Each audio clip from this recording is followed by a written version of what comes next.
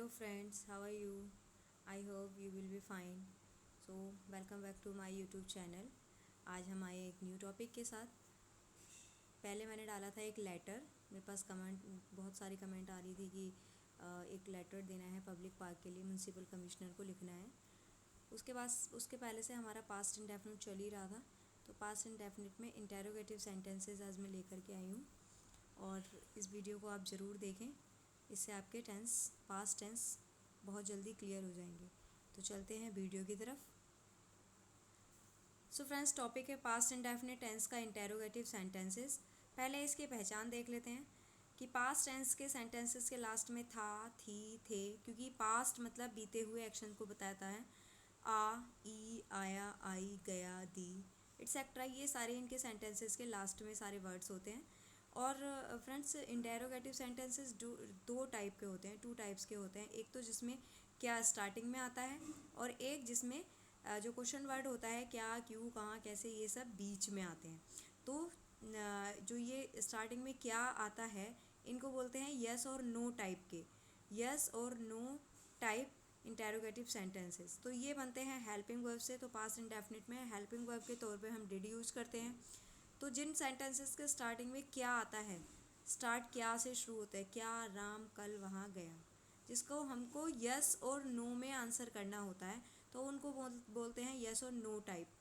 और जिनको डिटेल में आंसर देना पड़ता है हमको, तो उनको स्ट्रक्चर होता है, वो होता है क्वेश्चन टाइप।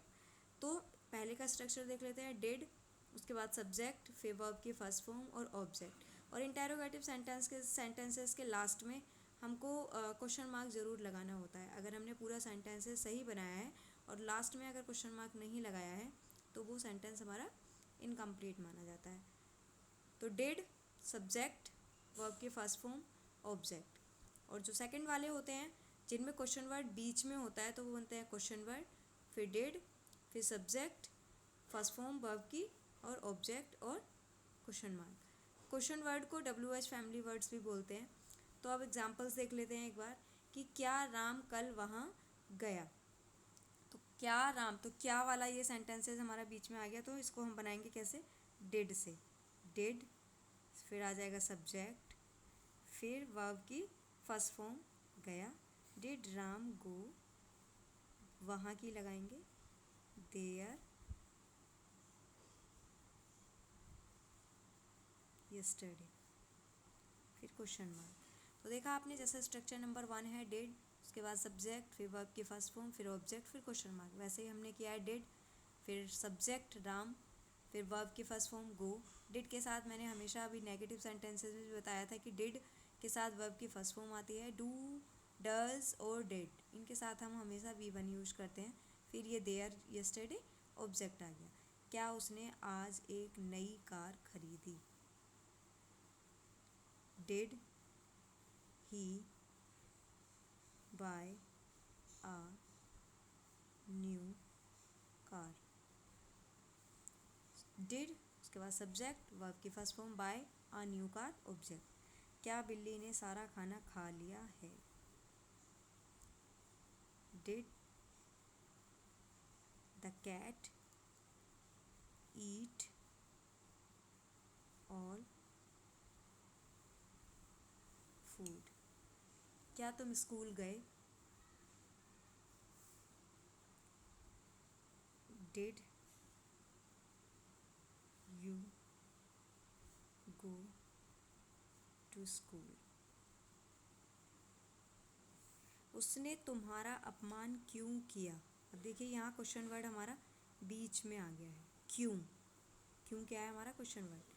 तो इसको हम बनाएंगे ये वाले स्ट्रक्चर से। पहले क्वेश्चन वर्ड की अंग्रेजी लिखेंगे, उसके बाद डिड, फिर सब्जेक्ट, फिर वर्ब की फर्स्ट फॉर्म, फिर ऑब्जेक्ट और फिर क्वेश्चन मार्क। तो अब क्यों मतलब वाई,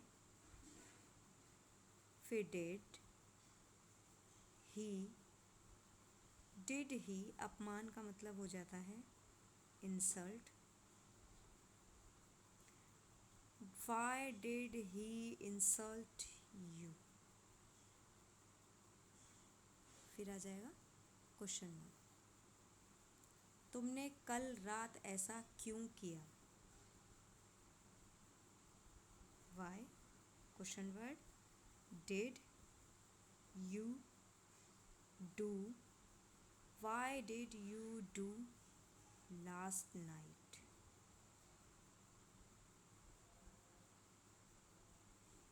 ओके राइट। तुमने मेरा पर्स कहाँ रखा, तो ये क्वेश्चन वर्ड आ गया। Where did